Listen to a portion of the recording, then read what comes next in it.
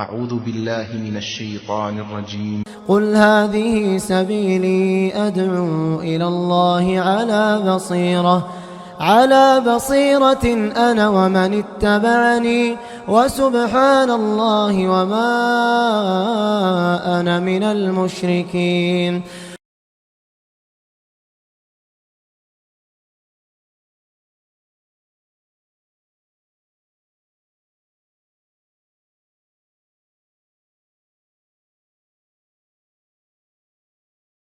السلام عليكم ورحمة الله وبركاته. الحمد لله رب العالمين، والصلاة والسلام على رسوله الكريم وعلى آله وصحبه أجمعين، وبعد. محترم سامعین و ناظرین، اس سے پہلے دروس میں ہم نے آپ کے سامنے جو سب سے زیادہ بہترین ذکر اور جو اللہ کے یہاں سب سے زیادہ پاکیزہ ذکر، اس کے تعلق سے ہم نے بیان کیا، اور ہے قرآن مجید. اور قرآن مجید کے کچھ ان کے جو حاملین ہیں، یعنی قرآن کو پڑھنے والے، پڑھانے والے، قرآن سے تعلق رکھنے والے، ان کے کچھ فضائل اور ان کے کچھ آداب کا ہم نے اس سے پہلے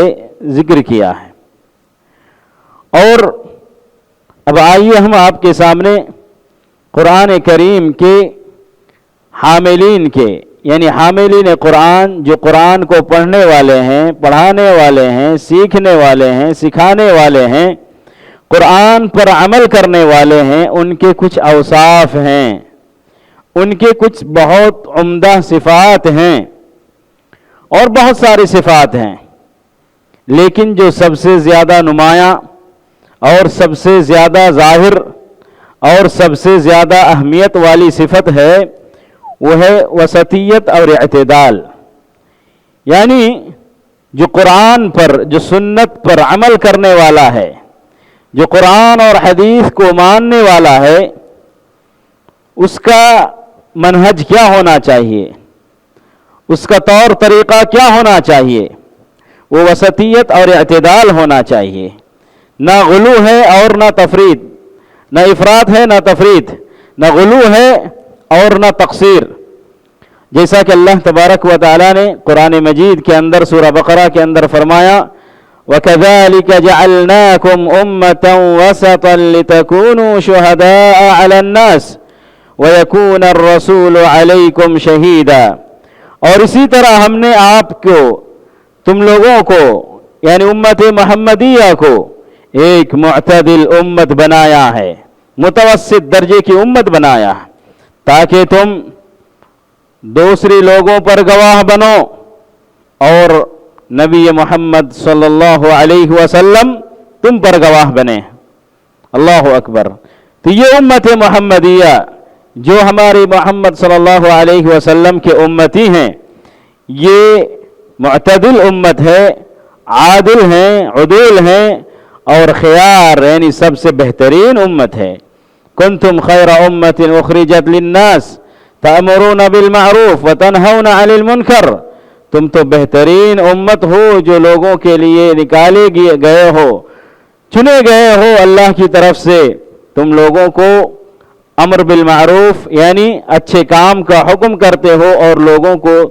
برائیوں سے روکتے ہو. اور پھر اللہ تبارک و تعالی نے امت محمدیہ کو، جیسا کہ وہ خود ایک معتدل امت ہے، تو اللہ تبارک و تعالی نے انہیں ایک معتدل منہج بھی عطا کیا ہے، ایک معتدل اور واضح مذہب بھی عطا کیا ہے. جیسا کہ اللہ تبارک و تعالی نے قرآن مجید کے اندر ارشاد فرمایا، ان هذا القرآن يهدي للتي هي اقوم. بے شک یہ قرآن مجید جو قرآن مجید سیدھے راستہ کی طرف ہدایت دیتا ہے. وَيُبَشِّرُ الْمُؤْمِنِينَ الَّذِينَ يَعْمَلُونَ الصَّالِحَاتِ. اور ان مومنوں کو جو نیک عمل کرتے ہیں ان کو خوشخبری سناتا ہے، أَنَّ لَهُمْ أَجْرًا كَبِيرًا، کہ اللہ تعالیٰ کے یہاں ان کے لیے اجر عظیم، بہت بڑا اجر ہے، بہت زیادہ اجر ہے.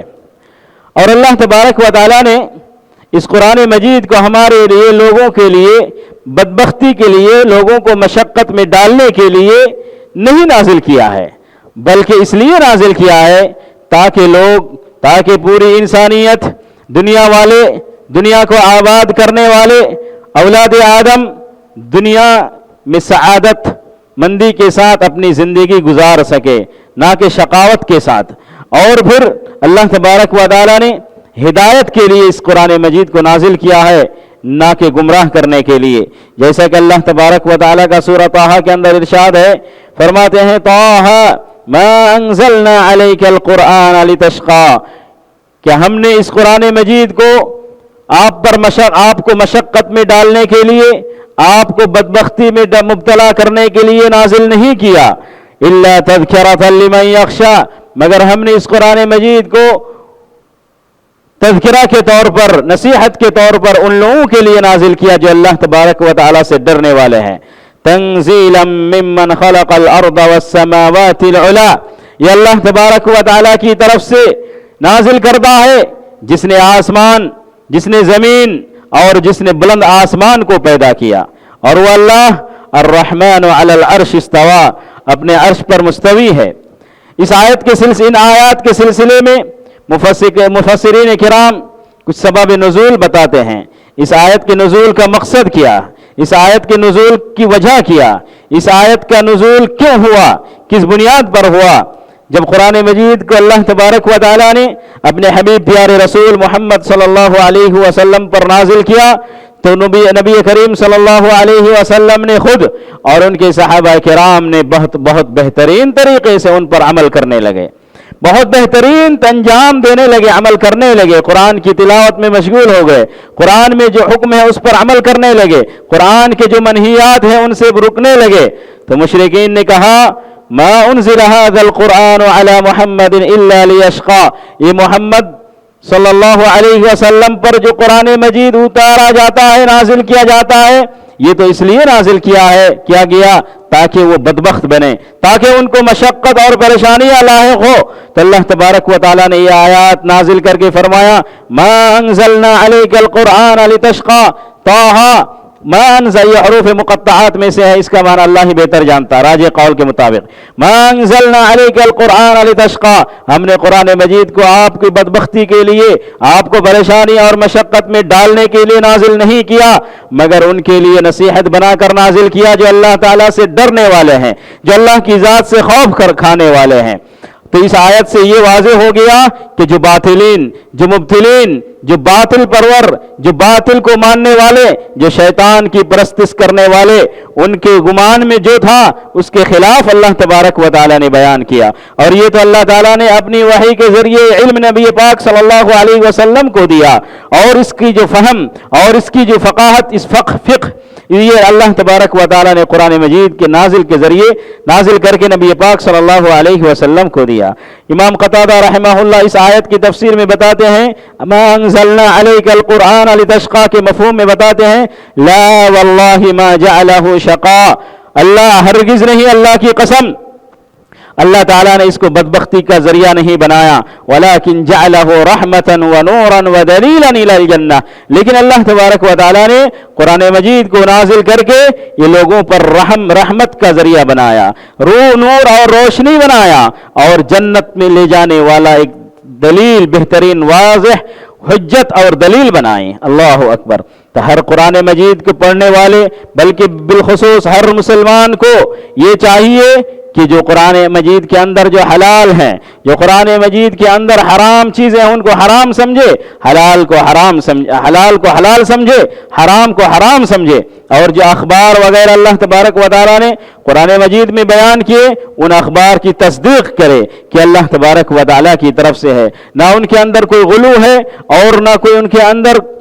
تقصیر ہے، نہ افراط ہے، نہ تفریط ہے، بلکہ یہ امت محمدیہ، بلکہ یہ قرآن کے اٹھانے والے، قرآن کو ماننے والے، قرآن پر عمل کرنے والے، یہ ایک معتدل امت ہے۔ अबू दाऊद रहमहुल्लाह अपनी सुनन में और इमाम बैहक़ी रहमतुल्लाह अपनी शुअबुल ईमान में अबू मूसा अशअरी रज़ियल्लाहु तआला अन्हु से एक हदीस नकल करते हैं, जिसमें प्यारे हबीब सल्लल्लाहु अलैहि वसल्लम फरमाते हैं, इन्न मिन इजलालिल्लाहि इकराम दिश्शैबतिल मुस्लिम व हामिलिल कुरआन गैरिल गाली फीहि वल जाफी अन्हु व दिस्सुल्तानिल मुक़सित व इस्नादुहु हसन। अल्लाह तबारक व तआला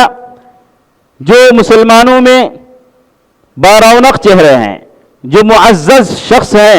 अल्लाह ताला उनकी बड़ी कदर करता है। और ख़ासकर कुरान मजीद को उठाने वाले, कुरान मजीद को पढ़ने वाले, पढ़ाने वाले, उन पर भी अल्लाह तबारक व तआला की ख़ास रहमत होती है, ख़ास नज़र होती है। ना वो गुलू करता है और ना उसके अंदर तक़सीर पाई जाती है। और फिर वदिस्सुल्तानिल मुक़सित, जो